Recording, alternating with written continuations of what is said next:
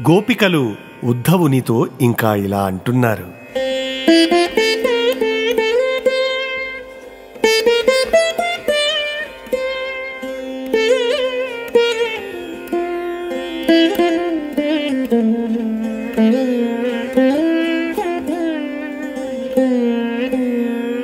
విభుడు మావ్రే పల్లె వీధులనే తేర చూతుమే ఒకనాడు చూట్కులలరా.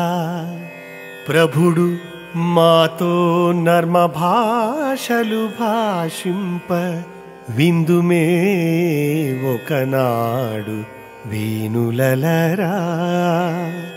తనువులు పులకింప దైతుడుడాసిన కలుగునే ఒకనాడు కౌగిలింప.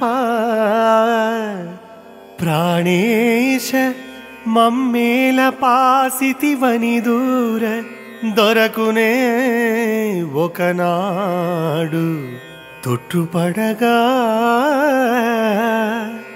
వచ్చునే హరిమేమున్నవనము చూడ తలచునే భర్తమా తోడి తగులు తెరగు తెచ్చునే విధి మన్నాధుడిట్టు వడక. ఎరుగబలుకు మహాత్మ నీకెరుగవచ్చు.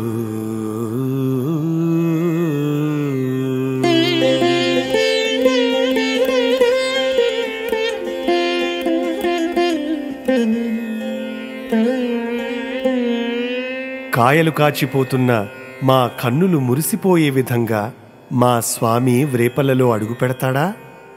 మాతో కొంటె మాటలు ఆడుతూ మా చెవులలో అమృతం పోస్తాడా? మా దేహాలకు పులకరింతలు కలిగేట్లుగా మేము మా స్వామిని కౌగిలించుకుంటామా?